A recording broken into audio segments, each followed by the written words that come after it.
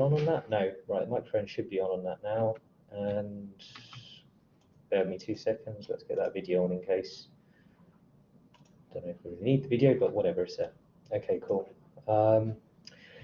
Good. So let's get on with today's, you've got the QR code there, by the way, scan, I'm sure you all know by now, get yourself registered and all that stuff so you don't get in trouble.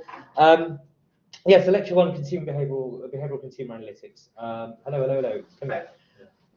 Today's going to be very much an introductory lecture where I'm just basically talking about the course. So we're not going to do very much content, just because it's the first session, it felt like we sort of have a slow start, and I'll give you a few videos to watch. Hopefully I'll upload them tomorrow or the following day. It's just I'll polish a few little bits and they'll be ready to go. But I will cover a little bit about sort of what behavioural economics is in a nutshell. And yeah, most of it will be, as I said, sort of introduction, chance for you to ask some questions, and yeah, roughly what the course is about. So let's start with who's teaching. I'm the module convener, so if you've got any questions about the module as a whole, assessments, all that sort of stuff, contact me.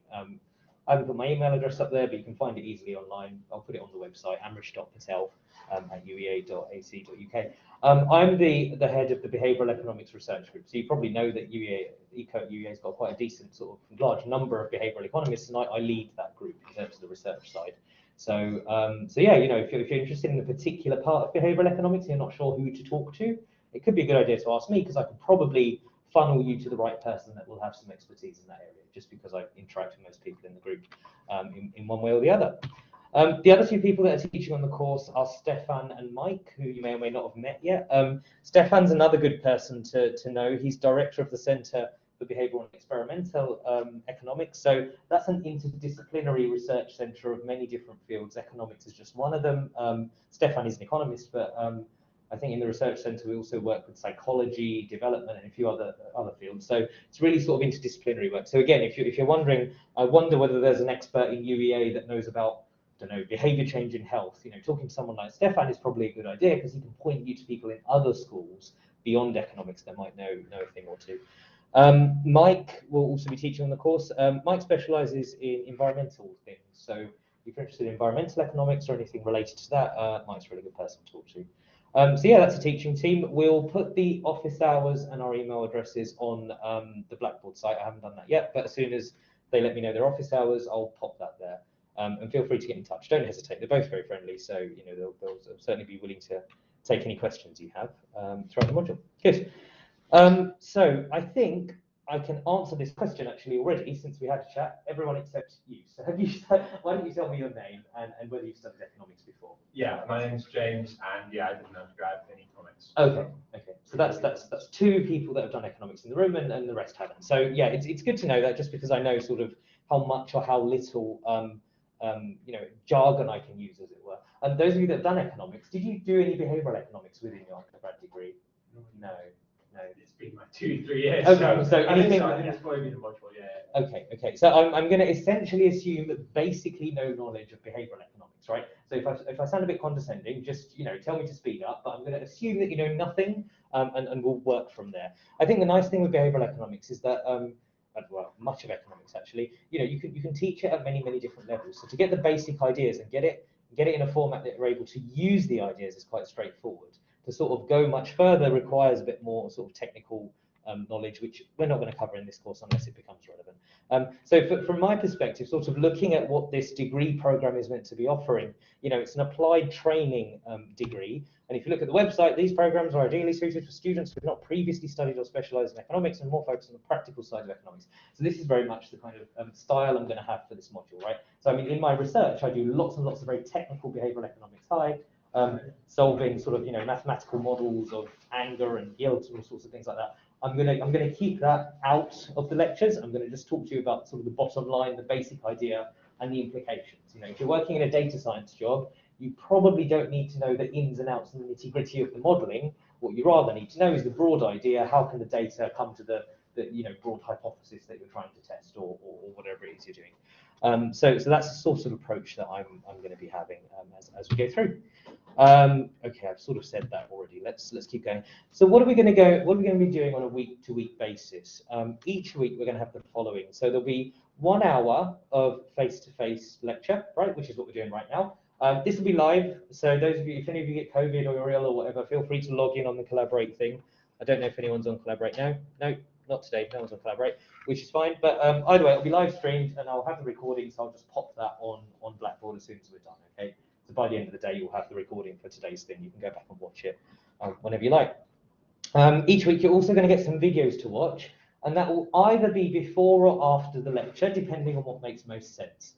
This time, I thought, since many of you won't have even studied any economics, I thought rather than sort of dump a bunch of videos on you, better I introduce the module first, and then I'll give you some content to go away and watch, right? So hopefully tomorrow or the next day, I'll post a few videos that you can start watching online.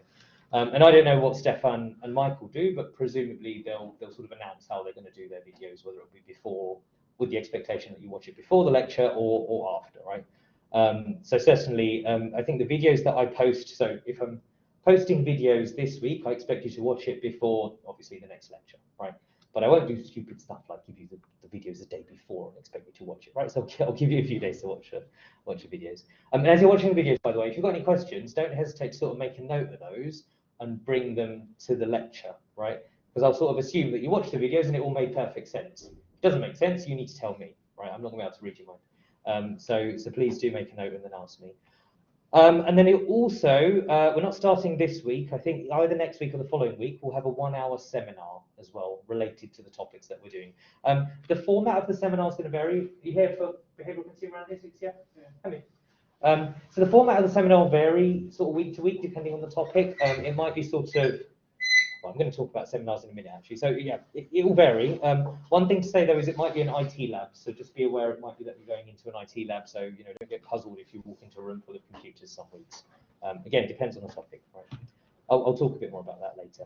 Okay, so before we get started on in sort of any more detail on the thing that I wanted to cover today, I thought it would be good to give you a broad overview of all the stuff we're going to be doing in very, very brief terms, okay?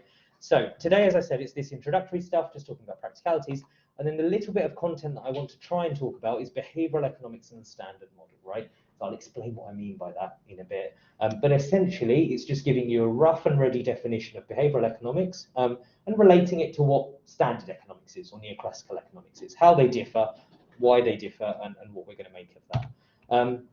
The following lecture that we'll do next week and the videos that I'm going to post are more related to actually next week's content, but there's quite a lot to talk about, so I'll post some videos for you to watch before the lecture. We'll continue the topic during the lecture, and I'll post some videos probably after as well, just because there's a fair bit to cover. It's about values, attitudes, and preferences, and this is starting to come towards, in any field where you're sort of applying data science to human behavior, choices are being made by humans, right? They're deciding what to do. And you're picking that up in your data, no matter what context it is, whether you're talking about sort of financial investment data, choices were made by humans deciding where to allocate various funds, right? Or if it's consumers buying things from a supermarket, you've just got lots and lots of scanner data. Again, choices were made, right? So what's the origin of these choices? Where do they come from? And that's what lecture 2 is about. It's starting to unpack a little bit of the psychology behind choice. Things like values, what do consumers care about? Things like attitudes and preferences. These are all sort of jargony terms that I'm obviously going to define as we get to them, right? Once you've got an understanding of that, you can then start to think about choice slightly more concretely, right? So if you've got an individual who's trying to decide between 10 things, how are they going to decide amongst those 10 things? Which one will they choose if they had to choose one? How can you, as someone who's designing a supermarket or a website or designing government policy, how can you set up the choice architecture to try and encourage people to sort of make a particular choice that you want them to make? And that's what I'm going to be covering there. Then Mike takes over next, and everything I'm talking about here, it's quite conceptual stuff. It's the start of the course where I'm really introducing you to some basic ideas in behavioral economics. So it's practical in the sense that I'll talk about the implications of these conceptual ideas, but it'll be conceptual, thinking about different psychological theories, behavioral economics theories. When Mike takes over in lecture 4, you're starting to get more towards the sort of data side of things, thinking about stated preference. So this is all about eliciting preferences. So if I've told you what a preference is, things that consumers, how much they'd like or dislike different items in a supermarket, let's say, how do you go about measuring that, right? If you're Sainsbury's, if you're Waitrose trying to decide how much consumers would be willing to pay for a particular good, how could you measure that? And that's the kind of question that Mike's going to be asking here and teaching you different methods about. So stated preference methods, discrete choice, and experimental design. If I get time, hopefully I'll talk a little bit about different methods behavioral economists use today as well. Stefan will continue this sort of more empirical theme, starting to teach you a little bit about sort of different estimation models and how you can use data to relate back to the sort of conceptual stuff that I've started talking to you about preferences, okay? So you can see there's a clear sort of continuity between the stuff that I introduced, this conceptual way of thinking about how people make choices, and what Mike and Stefan will start doing there, relating it to data.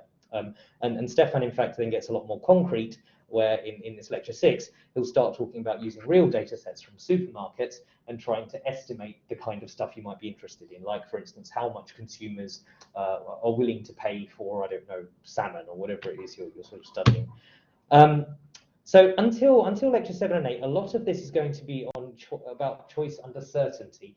When it comes to making choices under uncertainty, there's a whole new area of behavioral economics to sort of get your head around, which is what Stefan will cover in that stage. And then along with uncertainty, there's also time, right? Often when we're making choices in life, you know, there's temporal aspects, isn't there, right? I decide whether or not to take an umbrella with me in the morning, thinking about what's going to happen in the afternoon, right? There's time, and many decisions in life are like that, aren't they? And again, that's in a very active area of sort of behavioral economics. And you can easily think of problems where time is super important. Think about addiction behavior, think about losing weight, think about gambling. A lot of sort of problem behaviors have an intertemporal dimension. So understanding how people make choices over time, how to help them make better choices, for instance, or if you're looking at it from a very data side, sort of, you know, understanding which kind of people struggle to make good decisions over time is quite an important aspect as well. And then I've started to talk about good decisions, which again is feeding nicely into this idea of suboptimal choice, right? So you can imagine that if we could agree on what a good choice is, and you observe people's choices, and they don't tally quite with a good choice, right? You might want to try and understand, why is that the case? How could you help people towards a better choice, whether that's sort of, you know, eating slightly more healthily, buying more green products, whatever it is, right?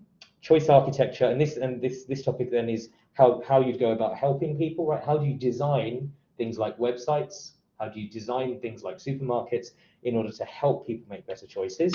And the final topic then is behavioral finance. Some of you mentioned you're sort of quite interested in potentially working in finance, so I think you'll find this topic quite interesting. And that's very much an applied topic, where we're looking at some of the ideas that have been introduced earlier in the course and thinking about how those sort of aspects and those different quirks of human behavior are exploited or used in the financial markets to make money or offer different kinds of financial products, right? So yeah, there's a nutshell. There's the course in a nutshell. So lots of interesting things and lots of details to come. Any questions at this sort of very broad level about content? Yeah. Where does the midterm exam come into those lectures? I'm going to tell you. Not here. There. 2 slides. Yeah. Cool. It's coming. I mentioned seminars earlier, so I think we're not doing a seminar this week because we've just started basically. But it's either next week or the following week. Seminars will start, and the format's going to differ a bit, like I told you. So some weeks it might just be a discussion thing, like, I don't know, here's a topic that we learned, here's an example from the real world. Let's try and understand whether they did a good job at implementing some of these behavioral economics ideas or not. Right? That's the kind of thing that might make some good sense. Or it might be a more data-driven seminar.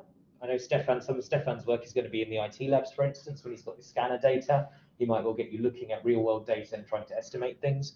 Other times it might be solving really simple little problems, right? So we're not going to do really heavy duty maths, right? I completely appreciate that there's sort of a diversity of sort of, you know, memory, let's call it, of maths. Some of you may not have done much maths since GCSE, so, you know, it's sort of going to be rather conceptual problem solving, as it were. And yeah, so seminar material is going to be uploaded on Blackboard as we go through the modules. So for my first seminar, I'll put something up shortly, probably at the tail end of this week or something. Assessments, that was a question that was asked. So there's 2 assessments for this module. The first is a written assignment. That assignment, I think, is, well, I need to talk to Stefan and Mike. We're still figuring out the exact details, but hopefully we're going to agree on that. I think we've got a meeting today, actually, so we should agree on it quite soon, the final format of the assessment, and we'll post everything on Blackboard, right? The important thing is, you know, you've got till the 17th of March. It's not going to take you weeks and weeks and weeks to do this assignment, so you'll be announced the details of the assignment in plenty of time. But yeah, if you're sort of planning holidays or, you know, times when you're doing stuff, you might want to reserve a week or so to focus on this assignment and get it done, right? Around just before the 17th of March.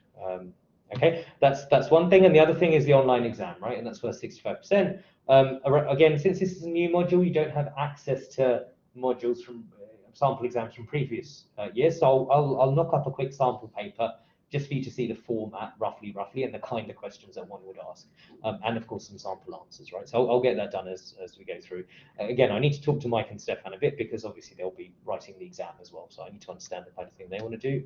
Yeah, and we don't know the exact date. You can look up the UEA exam period date if you want to understand sort of the, when it could be, but I can't tell you the exact date. That's usually decided about a month before exams, unfortunately, so I don't know at this stage. Okay, but more details coming on assessment soon, so don't worry too much about that. Reading. So, as with most courses that I teach, I don't sort of insist on you sort of buying books and doing lots and lots of reading. Having said that, behavioural economics is quite a fascinating area to read about. And roughly speaking, we won't follow this book very, very closely. It's true that we won't follow it, but for some topics, we will sort of borrow quite a bit of material from it. And also there's a lot of background information there. So I think it is a nice book to pick up and read on certain topics where you feel like you haven't quite got the point, where you feel like there's a bit more to sort of grasp to get the idea properly.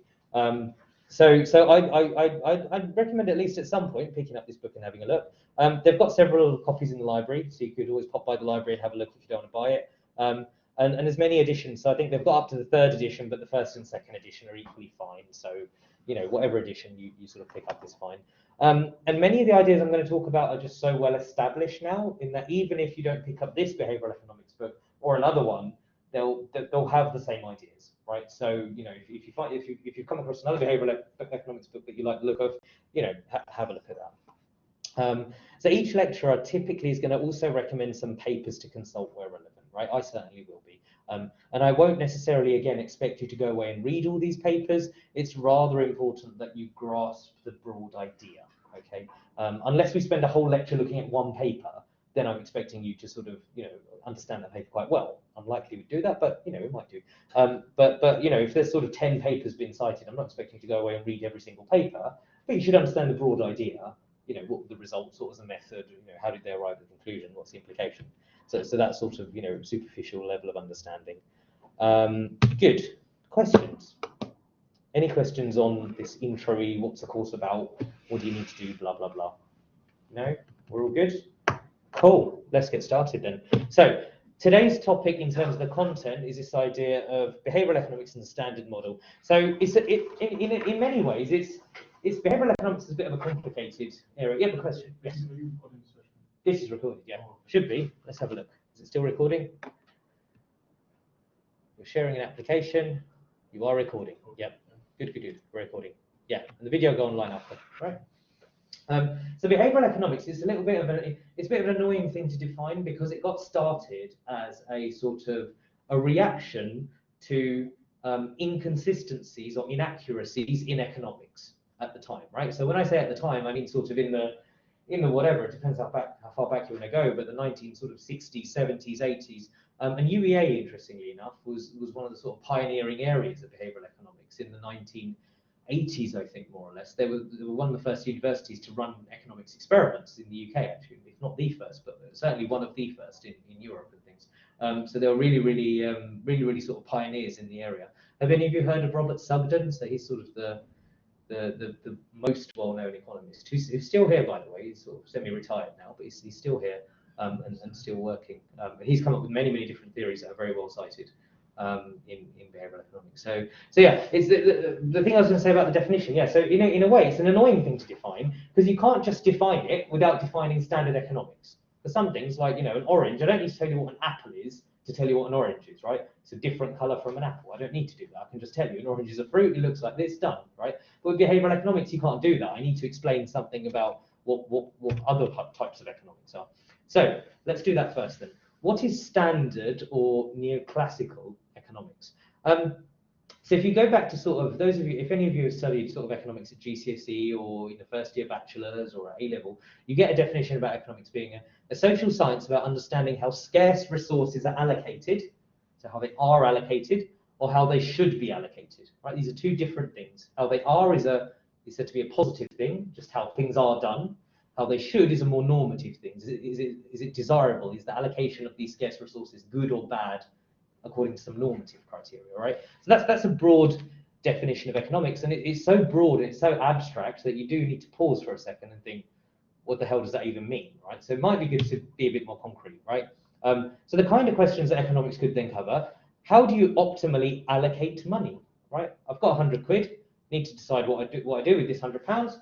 How should I split the £100 between saving and consumption, for instance, right? Allocating a scarce resource. I've only got £100 to spend. What do I do with it, right? What else could you do? How do you optimally allocate time? I'm only awake for 10 hours in the day. How shall I split my 10 hours between leisure and work, for instance? Right? Another similar problem, right? Scarce resource, thinking about how to allocate it. How to optimally allocate effort. You know, I've got a degree to get through. How do I allocate my effort between my different modules? Where should I put in lots of effort? Where should I put in less effort, right? How do I optimally allocate investment for different choices? How do I optimally allocate factors of production? A factor of production is how a firm produces an output, right? So it might be, if I've got a certain number of workers, I've got 10 workers, how do I optimally allocate them across my 3 different factories? Shall I put all 10 in one factory? Shall I put 3, 3, and 4? What should I do with these workers? How should I divide them between my 3 factories? How to optimally allocate? You tell me what, right? And that's the idea of standard neoclassical economics. It's got a bit of physics envy about it, if you've ever come across that phrase before. So in physics, there's this idea of a general model that will explain everything in the world. They're always sort of striving for this, or at least a core group of physicists sort of believe in that ideal and are striving for it. And neoclassical standard economics has always had that feeling of we want to be a social science that's just generalizable. We can explain everything with our one unified theory. If you contrast it with disciplines like psychology or sociology or anthropology, they're very much about the individual cases, right? They would develop a theory that's appropriate to, Azerbaijani factories producing cotton. But they wouldn't say anything about that theory being applicable to Peru, for instance. It would just be, okay, this is a theory about this particular context, right? Relative to the way economists think of the work they do. So, of course, when you're trying to develop something that's very, very general, you are, of course, perhaps going to be starting to overgeneralize and start to think, okay, I think this works for most cases. And then, well, how do you start treating evidence and data that suggests maybe your theory isn't quite right? And that's where behavioral economics started to come in. And by the way, another sort of side note, in all of this economics, at the heart of it all, in terms of answering those questions, is this idea of rational choice theory.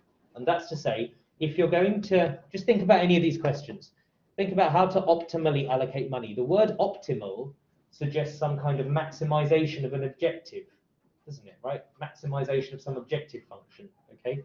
And that's what we mean by this thing, rational choice theory, okay? Rational choice theory, this idea that we're going to think that people are able to formulate a consistent, a coherent objective function and make their decisions as if they are maximizing that objective function, subject to whatever constraints they have in their life, in their environment, okay? Rational choice theory. So let me give you a bit more detail. Those of you that have studied economics before, ignore me. I'm going to talk to you as if you're complete idiots now and haven't got a degree in economics, but it doesn't matter. That's my job. So just ignore me. The rest of you, though, I'm going to give you a bit of jargon, just enough jargon for you to understand the kind of things we're going to talk about when it comes to behavioral economics. So individuals are assumed to have preferences over different alternatives, right? What do I mean by different alternatives? Go back to one of these questions. Someone pick one. Which one? Pick one. Allocate time, right? Allocate time, and let's have some options. Let's talk about what you do on the weekend. Tell me 3 things you did last weekend. Make it up if you like. It doesn't need to be real. Okay, went out with friends. Went out with friends. 1. Spend time watching movies. Spend time watching movies. All right, let's just do 2 things. Keep it simple. 2 things. Spend time with friends and watching some films, right? So now, there's different alternatives you could have, right? If you're allocating time, suppose you're awake for 10 hours, right? How many different alternatives do you have here? There's tons, isn't there? I mean, you could spend 10 hours watching movies. We could spend 10 hours with friends. We could spend 5 and 5. We could do 6 and 4, 4 and 6, right? So any split of 10 that uses up all your 10 hours between friends and movies is a particular alternative. As an individual, what you're doing is you're thinking, all right, of all these different options, which one shall I choose? Shall I spend half my time with friends and half my time watching films? Or shall I spend most of my time with friends and just an hour watching films at the end of the day, right? You're trying to think of all these different alternatives. And what we're assuming in economics, in standard classical economics, is that we as individuals have preferences over these things. That's a ranking over all these things. So it might be that I'm the kind of guy that likes a little bit of both, in the sense that I like to watch films, but I also like to hang out with friends. If I hang out with friends too much, they get a bit irritating. I don't like to hang out with friends too much. If I watch too many films, I get a bit bored, I get a bit tired. I don't want to watch too many films, right? So maybe my ideal is 5 and 5. So my ideal, 5 hours films, 5 hours friends, right? And that would be strictly preferred to, let's say, 4 and 6, right? 4 hours friends, 6 hours films, let's say, right? Et cetera, et cetera. So you can imagine having a preference ordering over all the different alternatives, right? And we've come up with a silly example for the how to allocate time, right? But you could do exactly the same thing for anything else. Think about different investment options. Think about different brands of ketchup in a supermarket, or different wines, or different restaurants, whatever the hell you like, it doesn't matter, right? So you've got different alternatives, and economists assume that people have preferences over them. And my preferences don't need to be the same as yours. Every individual consumer can have different preferences, right? Everyone's completely different and free to have whatever preferences they like. Then the key assumption is here that as individuals, as consumers, we then make choices through our actions and our behavior to achieve our most preferred outcome, right? So what does that mean? In the case of my most preferred outcome being 5 hours of friends and 5 hours of films, that means if I behave according to this model, I should line up films, choose films such that, I've got 5 hours worth of films. I should call enough friends and make enough plans such that I've got enough social stuff going on for 5 hours, right? That's what this theory should be telling me I do, okay? In order for me to go about doing things like that, there's some additional assumptions that we need to make on preferences, okay? Here's a few. Completeness, technical term, means something very specific. Individuals have a preference in ordering over all different alternatives, right? What do I mean by that? What I mean is I'm willing to compare any two combinations of any two alternatives that you give me. I'll be able to tell you something like I prefer A to B, I prefer B to A, or I'm indifferent between the two. I'm not allowed to say, I don't know. I don't know is different from indifferent. Indifferent means they're equally good. I'm happy to flip a coin, and whichever one I get, I'm equally happy. I don't know means I can't compare them, right? So what we're saying is people never say, I don't know, right? They always have an ordering between any two options, right? So in this silly example with friends and films, if you give me any two numbers, the split between friends and films, I'll be able to say I prefer that split over that split, or that split over that split, or I don't mind, they're equally good. Okay, so that's the first one. And in some contexts, maybe that makes good sense, right? In some contexts, maybe that makes perfect sense. In this case, I think it sort of might do. If I give you a more sort of macabre example, I don't know, how would you like to die? I'm not going to start plucking up lots of morbid ways to die, but many people just wouldn't be willing to compare different modes of death. It's just such a horrible thing to think about, right? It's not that you're indifferent, you're not equally happy to die by one way or another. It's just that your preference ordering is not complete, right? And there might be other more benign examples as well where completeness doesn't quite work. Transitivity. So if this isn't something you've heard of before in the preference area, it seems incredibly logical. And given many of you sort of have a little bit of a programming background or a computer science background, something like transitivity is one of those sort of fundamental logical principles that without it, things are going to go crazy, right? So here it is. Preferences are consistent in that if A, so option A is preferred to B. So you go up to someone, do you prefer A or B? They say A. Then you ask them, do you prefer B or C? They say B. It must then follow that if you ask them whether they prefer A or C, they must prefer A. They can't then turn around to you and say, I prefer C, right?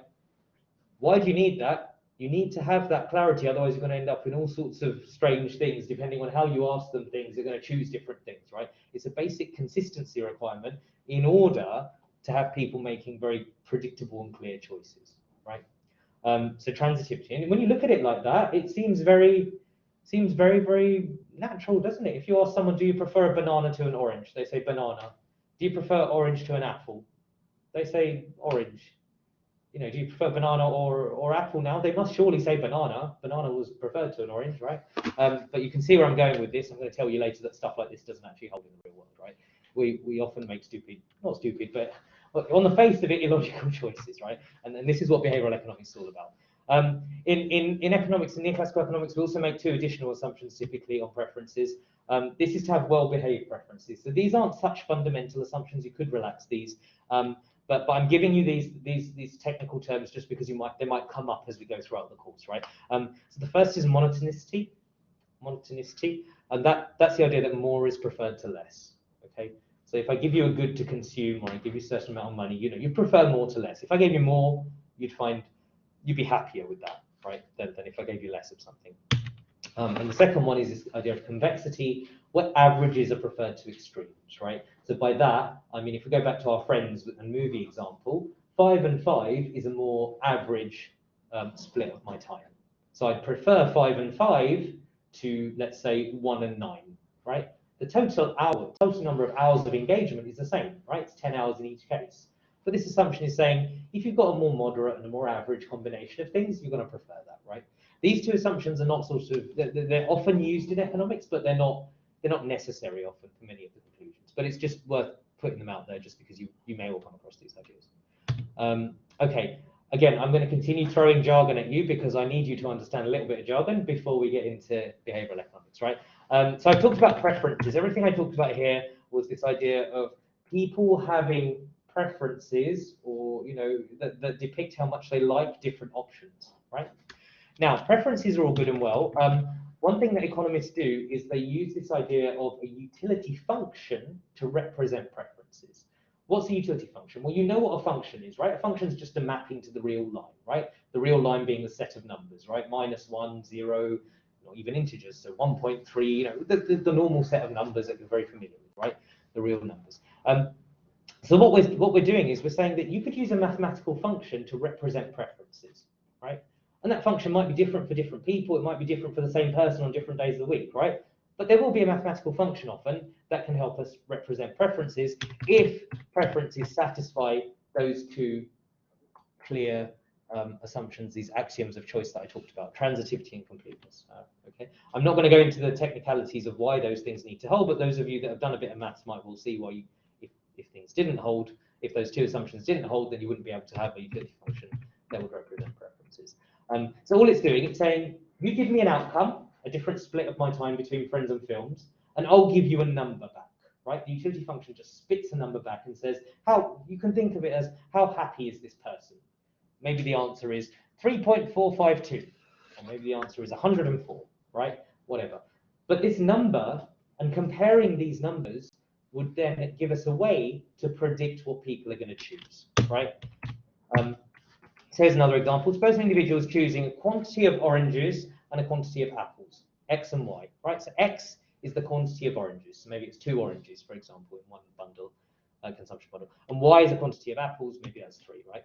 Their preferences could be represented by the following utility functions. So here's some examples now, right? The different examples with different utility functions, but all of them, you're putting into the left-hand side the number of oranges and the number of apples. And it's going to give you a number back, which represents roughly how happy this person is. This is how economists would think of it, right? So in this case, take the first utility function here. This is saying, take the number of oranges, multiply it by the number of the apples, and that's how happy the person is, right? So let's take an example. If you imagine, let's imagine so think about this utility function, right? And imagine that we've done some analysis, we've talked to these people, and we've found that people in our target group, their preferences can be represented by the first utility function, okay? And we're asking these people, what do they prefer? Do they prefer 2 apples and 2 oranges? Or do they prefer 4 apples and 1 orange? What do they prefer? 2 and 2 or 4 and 1? The same, exactly the same. Because 2 times 2 equals 4, 4 times 1 equals 4. They're indifferent between the two. Notice, it's not an I don't know, it's an I'm equally happy between these two, right? If I took another example, if I had made it 4 oranges and 0 apples versus 2 and 2, 2 and 2 is preferred, right? Because 4 times 0 is 0, 2 times 2 is 4, 4 is higher than 0, choose the 2 and 2, yeah? And that's all there is to utility functions. That's all you need to know about utility functions. Utility functions can come in all sorts of weird shapes and forms, but that's the key idea. They're representing preferences. You stick quantities into them, of different things, in this case apples and oranges, and it will tell you roughly speaking how happy you are. At least that's how economists are using it. And the idea is that if we believe in the tenets of rational choice theory, remember what we said earlier, where do we go here? Men choose their actions and behavior to achieve their most preferred outcome, right? So when you go up to someone and you ask them, do they prefer 4 and 0 or 2 and 2 of the apples and oranges? If they're going to choose whatever makes them happiest, and utility functions represent roughly what makes them happiest, then they have this utility function, then you know they choose the 2 and 2, right? And different utility functions will have different properties.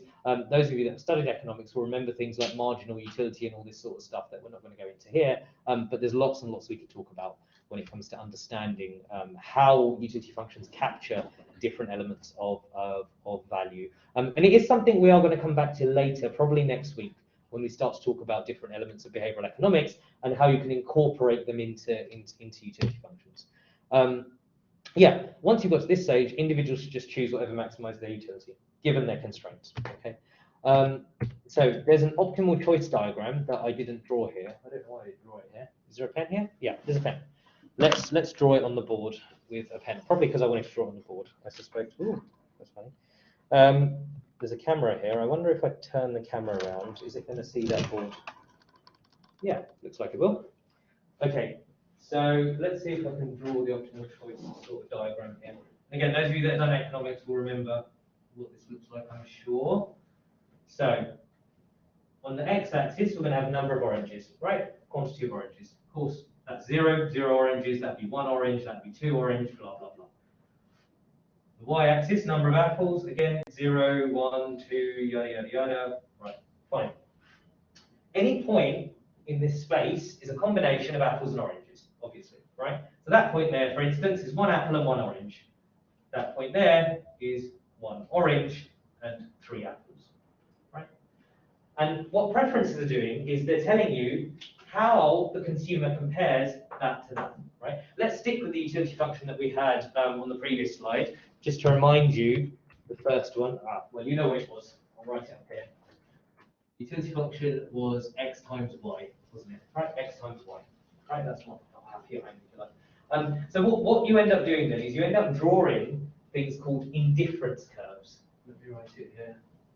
Again, a bit more jargon, but I'm going to give you the jargon because it might be stuff we use. Indifference curves. Indifference curves, right? And an indifference curve connects combinations of bundles, consumption bundles, i.e. combinations of x and y, that give you the same utility. Okay, so let's think about this particular utility function. This particular utility function, if we take an indifference curve for 4, imagine we want to draw the indifference curve for 4.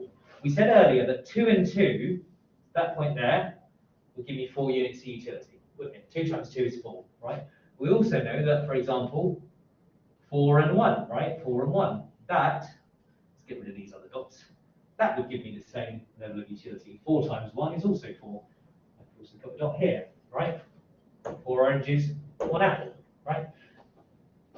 So if I were to join these dots, this line here is an indifference curve for 4 units of utility. Okay? Every consumption bundle on this line, and there's infinitely many of them, I'm indifferent between. They give me exactly the same level of utility. If you offer me that one and that one, I'll say I'm indifferent between the two. Flip a coin, I don't care. You give me that one and that one, again, I'll say I don't care, I'm indifferent. You offer me every single one of these ones, I'll say I don't care. Pick whatever you like. Right? Same level of utility. You can imagine, of course, that was just the utility of 4. If I picked a different set of bundles, right, you could get the utility of 5, get the utility of whatever you like, right, 7.5, you know, all the different, but of course, as we go in that direction, you're getting higher and higher utility, right? Because the higher is x and the higher is y, the higher my utility is. But along any one of these lines, my utility is the same. Okay, that's why it's called an indifference curve, because along the line, you're indifferent between all the different options. Okay, now that's preferences. I've often said you should choose what's best for you, subject to constraints. What do I mean by constraints? In this very silly little example, what we mean by a constraint is a budget constraint. Okay, not very well drawn, but that's a straight line. A budget constraint. Okay, why is that representing a budget constraint? Well, because you have a certain amount of money.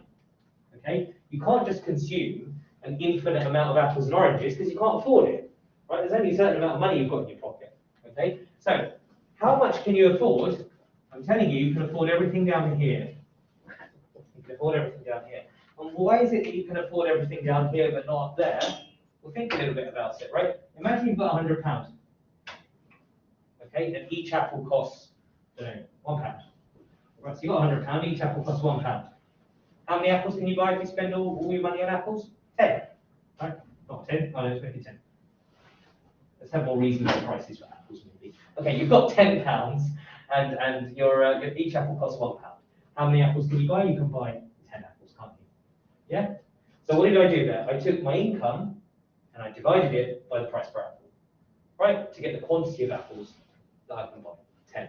Right, that will tell you the intercepts here on this line, right? So it's going to be your income, typically call it M. M is usually what we use as to denote income in economics. M over the price of X. Okay, M over the price of X. And the same over here, if I spend all my money on good Y, M over the price of Y would be the total amount of good Y that I could buy, right? Okay, and of course, if I were to connect these dots, if I connect these two dots, then all these points I'd be able to afford, all these points I can't afford, right? Because it's obviously a lot more than if I spent all my money on the two goods. So I'm going through this quite quickly, just to give you a rough idea of what it represents. And again, it might be worth coming back to if it's something we come back to later on in the course. The key thing that I wanted to get across to you is that we've got these preferences, you've got these utility functions, right? That are telling you how happy you are. You want to be on the highest point possible, given this is what you can afford. If you can only afford this sort of quantities of apples and oranges, any point in here, which point gives you the highest utility? Well, it's the highest indifference curve on this triangle, right? So imagine there's another indifference curve here. So is a point like that maximizing my utility subject to my constraints? It's not, is it, right? Because I could be on a higher utility indifference curve and still afford it, right? A point like that, maybe I'm only spending £8. I've still got £2 left. I could buy another one apple and another one orange. I'd be happier with that, right? So the point of, you call it sort of utility maximization or the equilibrium will be this point here, where you've got a point of tangency between the budget constraint and your indifference curves, right? So the slope of the budget constraint and the slope of the indifference curve is the same, okay? I'm going through this quite quickly, I'm aware. We're going to come back to it later when we come to different concepts in behavioral economics, right? But just to sort of prime you for some of the ideas, and we'll come back to diagrams like that later. So I'm not expecting you to sort of get it fully, but just to prime you for the idea of preferences represented by utility functions leading to indifference curves, okay?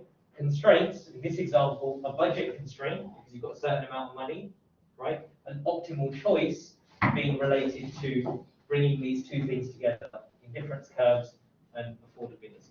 Okay? We're going to come back to this in lecture 3 when I talk in more detail about this idea of choice and how consumers do it. But hopefully that was a useful digression. Okay, so that's if you like the standard model in economics. And the next bit that I was going to talk about is whether or not the standard model is good enough. However, looking at the time, I've got a feeling that this might go onto a video now. We stop at 10:02, don't we? I think. No? Yeah? Let's have a look. Let's have a look. So we start on the hour and we stop at 10:02, yeah. So we've only got 1 minute left. So instead of sort of rushing through this, what I'll do is I'll add this to the video that I'm going to make. And you can see this bit in action in the video and the remainder of it. Let me just check whether there's anything that I need to flag. I don't think there is. No, so this is very much just introducing a bit more about behavioral economics. Okay, so this I should be able to get this bit done quite soon, yeah. So what I do, I think I'll try and even get this video up by the end of the day. So this can sort of be the first video, the remainder of this lecture, which isn't very much. But you can see what we're going to do now is we're sort of going to take this stuff that I've started to tell you about, specifically this idea of a utility function, and start to think, is it enough? If not, what's missing, right? And if we understand what's missing, maybe we can work towards a better version of economics, behavioral economics, that's going to help us predict behaviour more accurately than the kind of stuff that's been done by economists in the past. Okay, so that's the next step. So look out for the videos. I'll send you a message on Blackboard as and when I put stuff there, just so you know you're sort of receiving stuff to look at. In the meanwhile, if you've got any questions, pop me an email, and I'll see you next week. Otherwise, right? Good. Cheers.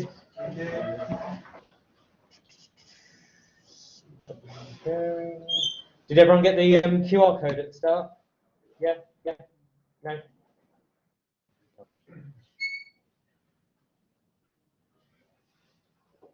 Okay. Good. And this video will go up online quite soon as well. Okay.